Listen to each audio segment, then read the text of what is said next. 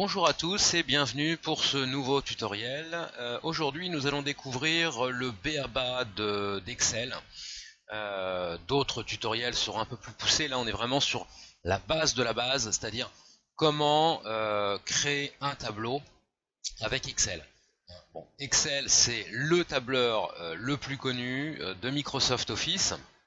Quelle que soit la version d'Excel, les méthodes de travail, les outils qu'on a à disposition sont absolument les mêmes. Alors, ouvrez donc évidemment Excel. Il faut savoir quelques données de base avant de commencer. Donc on a les différents onglets qui nous permettent d'effectuer différentes actions. Et le gros du travail va se faire ici sur ce tableur qui est composé de colonnes caractérisées par des lettres et de lignes caractérisées par des chiffres. À partir du moment où vous cliquez dans un des rectangles de la fenêtre, vous activez ce qu'on appelle une cellule. Chaque rectangle est tout simplement une cellule et chaque cellule a une adresse bien particulière. C'est comme le toucher-coller, je suis en C5, je suis en E3, etc. Et l'adresse de ma cellule apparaît ici. Alors, première chose à renseigner lorsque l'on crée un tableau, ce sont évidemment les en-têtes de colonne. En fonction de la mise en page que vous voulez donner, vous pouvez très bien vous mettre en A1, A2, A3, ou commencer votre tableau en D6, D7 par exemple. Il n'y a absolument aucun problème pour ça. Allez, pour l'exemple, on va se mettre en C6 et vous saisissez ici l'en-tête de votre première colonne. Pardon. Alors, cette cellule, le texte par défaut saisi est aligné sur la gauche de la cellule. Vous pouvez très facilement modifier grâce aux icônes qui sont ici le type d'alignement, le type de positionnement de vos données dans la cellule. Par défaut, donc, nous sommes alignés à gauche, mais on peut très bien centrer ces informations, les aligner à droite. Généralement, une en-tête de colonne, c'est plus joli quand c'est centré. Et vous avez aussi le positionnement au niveau de la hauteur de la cellule. Par défaut, le texte apparaît plutôt vers le bas de la cellule. On peut centrer ce texte ou l'aligner en haut. Alors, comme ma cellule pour l'instant, du moins ma ligne pour l'instant n'est pas très très haute, on voit assez peu l'impact. On va essayer d'augmenter la hauteur de cette ligne. Alors pour ça, de deux façons. Soit, vous voyez, en vous positionnant entre la ligne 6 et 7, vous avez cette icône représentant une barre noire et deux flèches, une vers le haut, une vers le bas. Vous cliquez, et vous voyez, il vous met hauteur 15, exprimé en pixels 20, et en faisant un cliquer-glisser avec votre souris, vous pouvez réduire ou augmenter la hauteur de votre cellule, de votre ligne, pardon.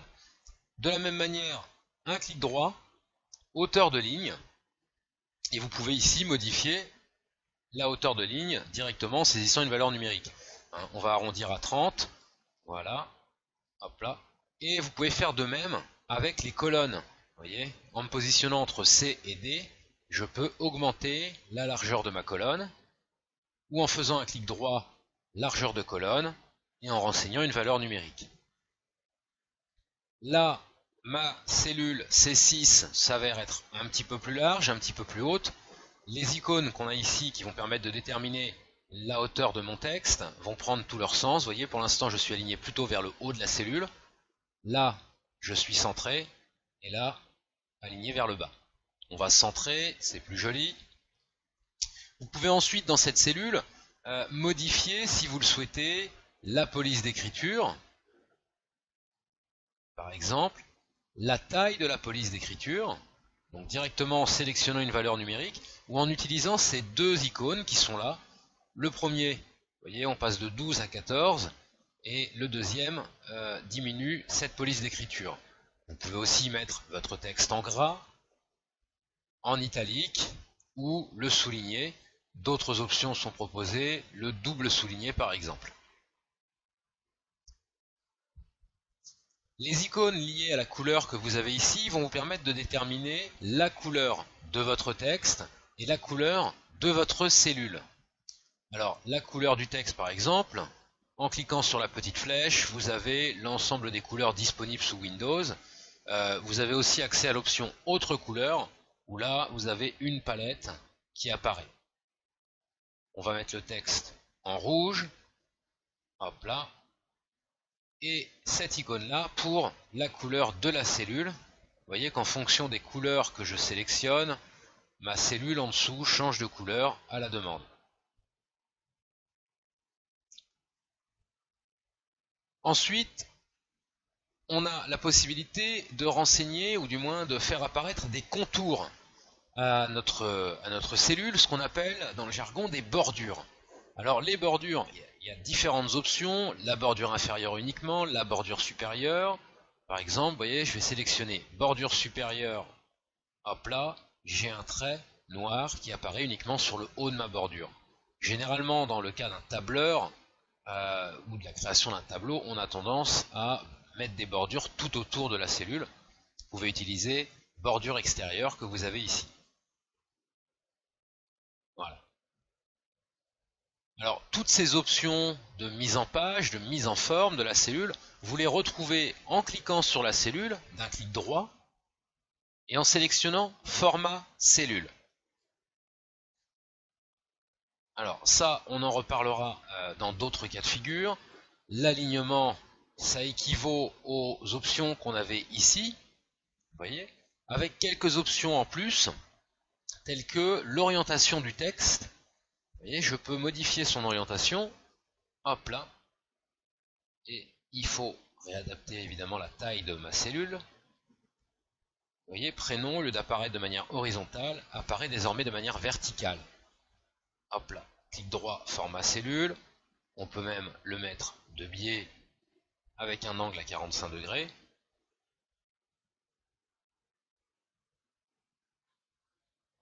Voilà, bon, faut aimer ce genre de petites choses ou en avoir une utilité particulière. Généralement, dans le cas d'un tableau, à quelques exceptions près, on est sur une configuration un peu plus normale du texte. Je vais réduire un petit peu la largeur de ma colonne, réduire un petit peu la hauteur de ma ligne. Voilà. D'autres options ici même, la police d'écriture, avec donc les différentes polices, les différents styles gras, italique, voilà, la taille, et puis la couleur de la police. Bordure, on accède à d'autres options par défaut. Ce qu'on avait ici, c'était des bordures noires par défaut, et plutôt simplistes. Ici, je vais pouvoir, si je le souhaite, sélectionner un coloris, un style de bordure, et l'appliquer soit juste en haut, soit en bas, soit à gauche, soit à droite, soit tout autour. Je valide, et alors la couleur on la voit pas très bien ici, mais je me retrouve avec effectivement une double bordure qui, à l'impression, sur un visuel terminé, aura un coloris bleu. Le remplissage, c'est ce qu'on avait ici, donc la possibilité de changer la couleur de fond, la possibilité aussi, si vous le souhaitez, d'imposer un style de motif, vous voyez, des petits points au fond pour griser éventuellement une cellule ou ce genre de choses. Et la protection, on en reparlera dans un prochain tutoriel. Pour l'instant, on ne s'en occupe pas. Donc, vous avez de cette manière la possibilité de renseigner vos différentes cellules pour créer votre tableau. On va finaliser les en-têtes. Alors, si je veux que l'ensemble de mes en-têtes ait la même mise en forme, deux options. Je peux faire soit copier en faisant un clic droit dans ma cellule. Je vais me mettre en D6, un clic droit. Pourquoi il ne veut pas? Hop là, coller. Voilà. De la même manière, hein, vous avez sur le clavier les raccourcis CTRL-C pour copier, CTRL-V pour coller. Ou alors vous pouvez aussi, vous voyez le petit carré noir là, qui se trouve en bas à droite de votre cellule, vous cliquez dessus, vous restez appuyé et vous glissez sur les cellules sur lesquelles vous voulez copier cette mise en forme. Reste plus maintenant qu'à changer les en-têtes de colonne, les libellés qui y sont présents, je ne sais pas, prénom, nom, adresse, code postal, ville, téléphone, et puis adresse mail. Voilà. Alors effectivement, vous voyez, prénom, là, ma cellule, j'avais modifié sa largeur de manière à pouvoir tout renseigner. L'adresse, ça risque d'être un peu court. Le code postal, mon en-tête n'apparaît même pas tant ma cellule, ou du moins ma colonne, n'a pas la bonne largeur. Alors, on va voir, après avoir renseigné une ou deux adresses, comment s'y prendre pour réélargir tout ça. Mais d'ores et déjà, vous pouvez sélectionner l'ensemble de vos colonnes. Vous vous mettez entre deux colonnes, n'importe lesquelles, et vous faites un double clic. Et vous voyez, chaque colonne va automatiquement adapter sa largeur par rapport au texte qui est contenu dans les cellules de ces colonnes. Pour l'instant, l'adresse, il s'est limité, vous voyez, il a mis la colonne E, elle fait 11,57 de large, parce que ça suffit pour renseigner l'adresse. Si je renseigne une adresse qui va s'avérer évidemment beaucoup plus longue que cette simple formulation, hein, on va le remplir, on va voir. Alors, hop là, Aurélie, nom Aurélie Tarte, adresse 14, hop là, route du Général de Gaulle, code postal 75 000, ville Paris, 05 42, hop c'est Paris, hop 01 42 36 36 36 24 12, email, on va l'appeler hop aurélie.tarte@gmail.com. Donc mon tableau est renseigné, mon adresse mail apparaît complètement parce que je n'ai rien dans la cellule, dans la colonne J, pardon. Par contre, mon adresse, elle, vous voyez, 14 route du Général de Gaulle, et ben, le Général de Gaulle, il a disparu, masqué par le contenu de la cellule qui se trouve en, hop, attention, F7, celle-ci.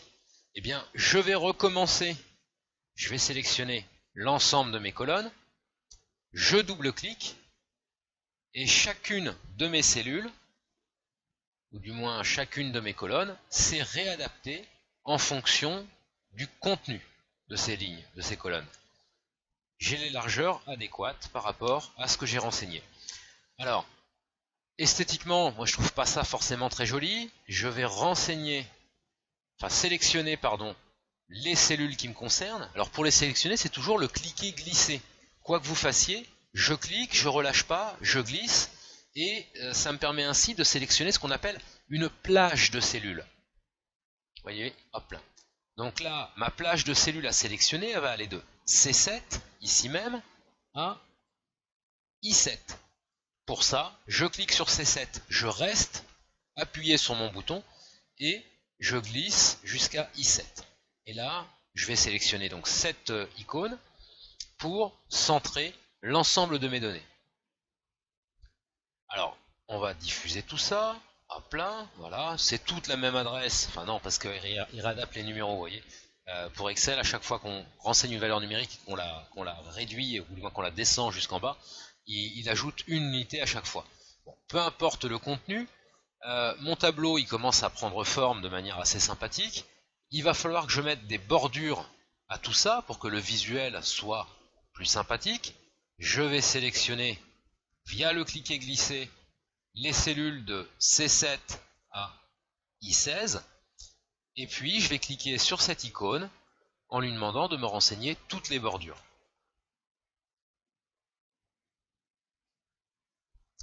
Voilà. Reste désormais à mettre un titre à mon tableau. Alors le titre, je vais le mettre ici, on va dire liste de personnes. Peu importe le titre que vous mettez.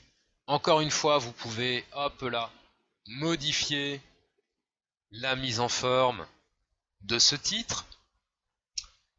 Et puis là, vous vous dites, c'est pas très joli. Ce qui serait bien, c'est d'avoir un titre un peu plus conséquent et surtout qui serait centré par rapport à mon tableau.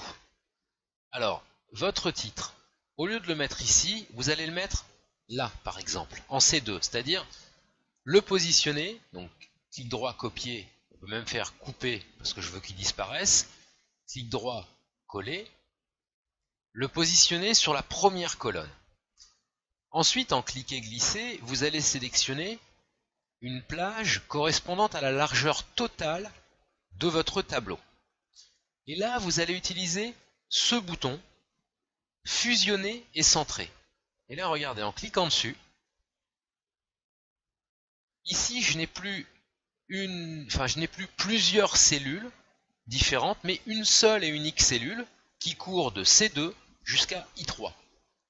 Et du coup, mon texte est centré sur cette plage de cellules, et donc, par rapport à mon tableau, centré aussi.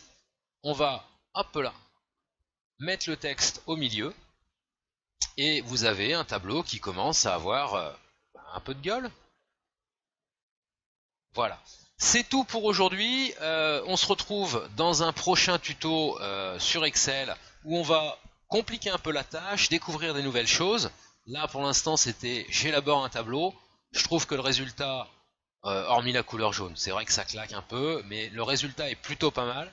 Ça vous permet d'avoir déjà des bases pour travailler sous Excel un petit peu plus efficace. On se retrouve très prochainement. Je vous souhaite une bonne fin de journée à tous et à très bientôt. Ciao, bye!